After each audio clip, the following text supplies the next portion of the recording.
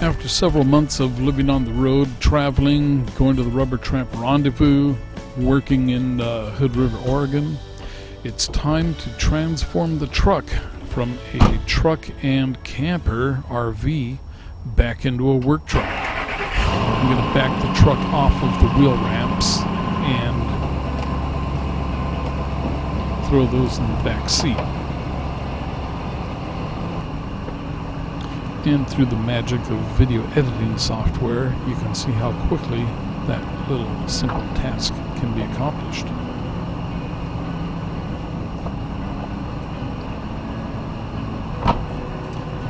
Now I have to drive the truck forward and then back into position. I'm trying to center the camper on the driveway concrete pad, and then also I want to have it in a position that is good for connecting up the water hose and electrical. You can see my electrical cord is just hanging up over the back left rear jack there while I'm moving the truck, and then I'll plug it back into the cord coming out of my garage.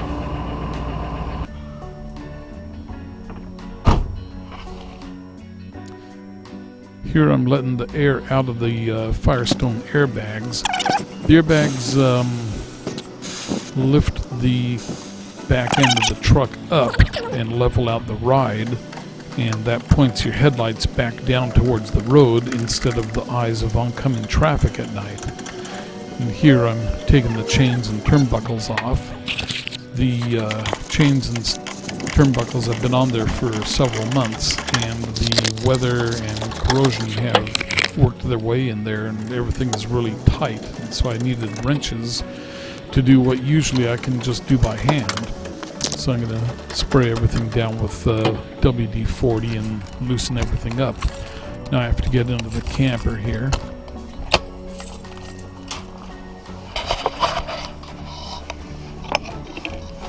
Bungee the cord open, or bungee the door open. You can see the switch to the jacks, and I'm going to turn those on. Batteries on, water heaters off.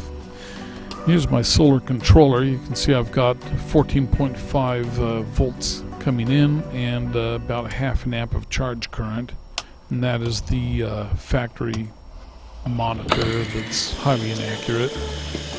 Now I've got the jacks on, and I'm going to run them on down to the ground. The left side or right side jacks are slower than the left. You can see the right side underneath there, and that is the length of wires. The left side wires are shorter than the right side wires, and it's the resistance in the wire that causes the motors to run a little bit slower on the right side. There's the tailgate for the truck. Now I'm disconnecting the 4-gauge power line. That's a 4-gauge wire coming in from the alternator and feeds directly into the truck camper batteries, and I can get 14.2 volts off the truck and good charge current. So effectively the truck becomes my generator. This is the 7-pin plug I'm disconnecting, and it has a 12-gauge charge wire in it for the battery too, but you cannot charge more than about 80% using that wire. You can just never charge your battery off of the factory 7-pin plug on the bumper. That's why you need to get a 4-gauge wire connected up to the alternator and run back to the truck camper batteries. I'm taking the truck out from under the camper now. I'm going to drive it forward there, just slowly, make sure there's no catches or anything. Then I'm going to park the truck a couple more feet out, but I'd like to leave the bed of the truck under the cab over of the camper so that in case of any catastrophic failure and the truck camper falls, it's going to fall onto the bed of the truck and not yours truly. And there is the lifting platform and insulation in the truck bed. I have that wood frame and insulation there so that the cab over of the truck camper will rest above the hood of the truck. Without it, it'll rest on the roof of the truck, is what I should say. So I'm disconnecting the 7-pin pigtail from the bumper, and I'm just going to wrap that up and set it aside. And taking the frame out of here, I put these dunnage boards under the camper, and those hold the frame up off the ground so that it doesn't get wet, and keeps all the bugs and stuff off of the frame, keeps the frame in good shape, and it keeps the styrofoam insulation in good shape. So I'm just going to slide the frame under there and get them on the dunnage boards. It's a little bit of a clumsy process.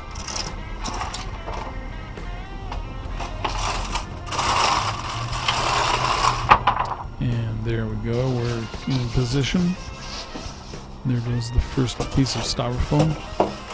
That styrofoam is like an R5 or an R8, I don't remember what the number was. But it does provide insulation, and it has helped keep the inside of the truck camper a little bit warmer. We do camp all year, even in the winter.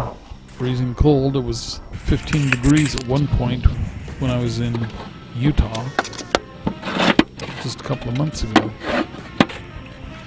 These are old concrete forms, and they make really good resting platforms for the truck camper. So I'm letting the camper down, running the jacks down.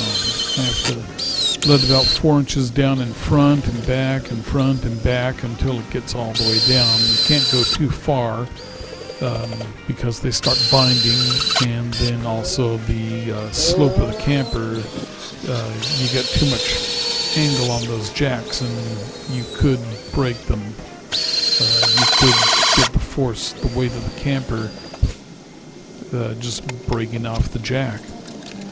And there's one more piece of plywood I put in there, and that gets me just a little bit off of level.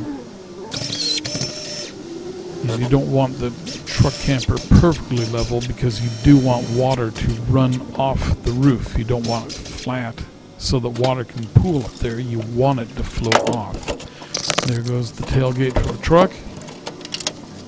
Put it in on that side, hook up the cable, put on this side, hook in the cable, and presto, it is a work truck.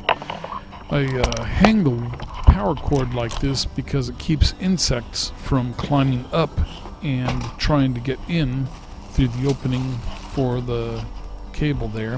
And then I put that foam on the cable too, and that closes off the opening, helping to prevent insects from getting in.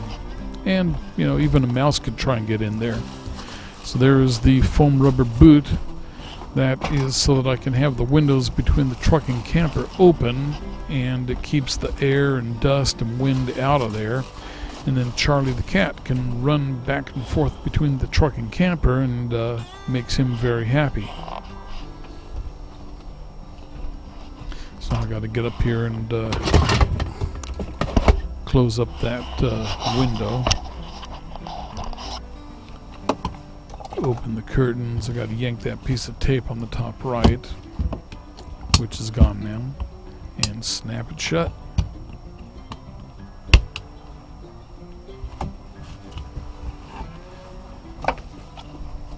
So the truck camper is pretty handy just at home. We use the fridge to store when we have too much food. There you see the camper is pretty close to level, but just a little bit of slope. There you see there's the bed. Got everything's cleaned out of there, in the wash, vacuum everything out, and we'll just give everything a good wipe down since it's been a while. But yeah, I've had friends come over and they stay in the truck camper. We call it the Honey Boo Boo Suite for guests. Turning off the jacks, water heaters off. One more look at the solar, 14.5 volts, charging at 4.4 amps. And that's because the batteries are full. And when the batteries are fully charged, they are just not going to take any more. They look like a large resistance, and there's no more room for current to flow into them because they're full. And that's the advantage of having a 4-gauge wire from the alternator back to the truck camper batteries, and also having a solar panel on top.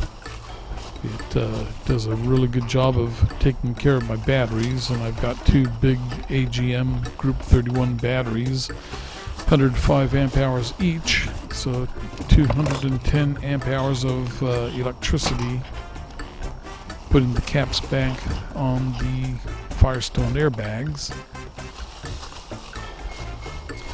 putting the chains and turnbuckles away, and closing it up. And then I'm just going to take a quick walk around the camper and inspect everything, make sure everything is all looking good. There's the propane tanks, just opening it up, they're secure. One tank's empty, the other tank is pretty full. And just looking at the windows and the side.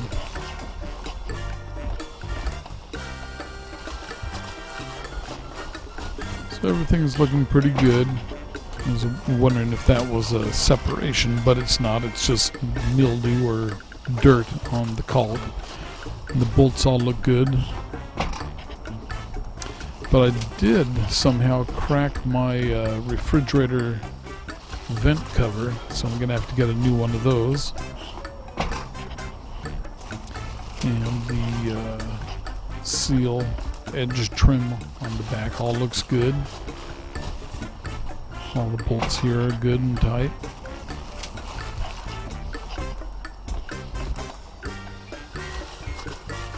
This is my firewood.